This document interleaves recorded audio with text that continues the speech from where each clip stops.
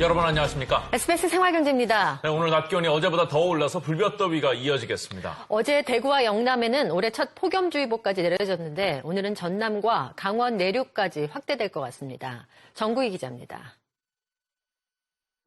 구름 없이 맑은 날씨가 연일 이어지면서 낮 최고 기온이 매일 최고치를 기록하고 있습니다.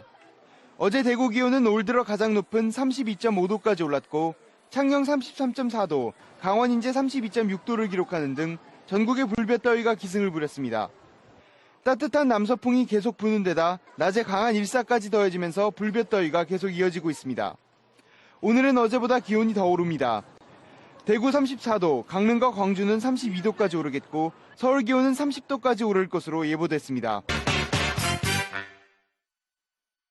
저는 출근하기 전에 아침에 항상 오늘 날씨가 어떤가 좀 확인을 하거든요. 근데 날씨 확인하면서 같이 확인하는 게 미세먼지는 어떤가 이거 꼭 보게 되더라고요. 그러니까 우리가 언제부터 이렇게 됐죠. 예. 네. 근데 나갔을 땐 모르는데 들어오면 아무래도 미세먼지 많은 날은 뭔가 쾌쾌하긴 한 것 그렇죠. 같아요. 목이 간질간질하고. 이 집안으로 들어오는 미세먼지도 무시할 수 없을 것 같은데 이것도 어떻게 청소할 수 있을지 주부들은 이게 또 고민일 것 같습니다. 미세먼지를 내쫓는 방법 알아봤습니다. 네, 오늘처럼 미세먼지까지 많은 날 밖에 나가지만 않으면 그럼 괜찮은 걸까요? 저희가 측정해봤더니 집안이라고 안심할 수는 없었습니다. 추위가 지나간 뒤 기온이 올라가면 반드시 따라오는 황사와 꽃가루, 각종 미세먼지까지 집안 환기를 시키기 위해 문을 활짝 열기만 해도 집안을 뒤덮는 미세먼지들. 하지만 잘못된 방법으로 청소를 하게 되면 실내 미세먼지가 증가하는 등 역효과를 불러일으킬 수 있다는데요.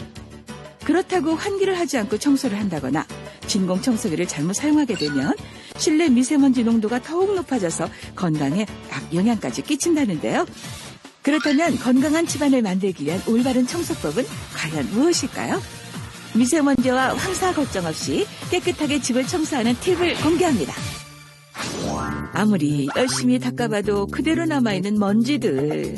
이리 닦고 저리 닦아봐도 남아있는 먼지들 때문에 걱정이시죠? 꽃가루 황사 등 미세먼지 때문에 항균 제품에 대한 관심이 높아지고 있다고 하는데 주부들은 어떻게 집안 청소를 하고 있을까요? 쓸고 닦고 해도 잘 안 닦여지대요.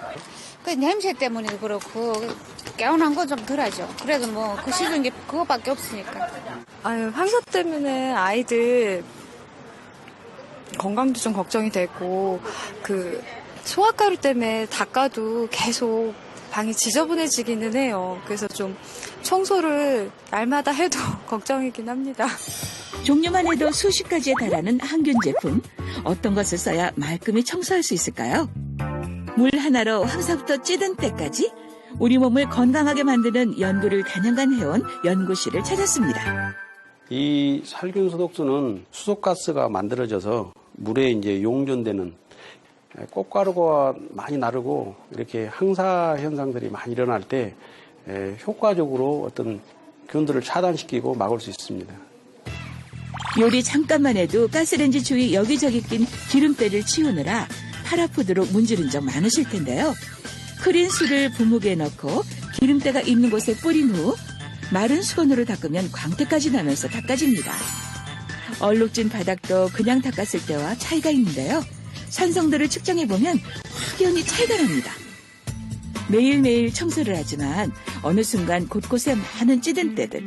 과연 세균이 얼마나 살고 있을까요? 수치는 무려 7075!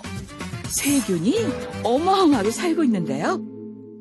빠진 곳이 없도록 골고루 닦아주고 그 결과가 궁금한데요. 많은 양의 세균이 사라진 것 같네요.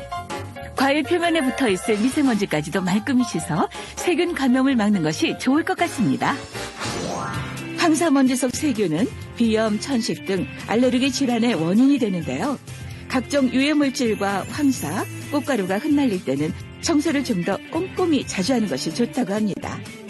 환절기에 유난히 잔병 치레가 심하다면 지금부터 청소를 시작해보는 건 어떨까요?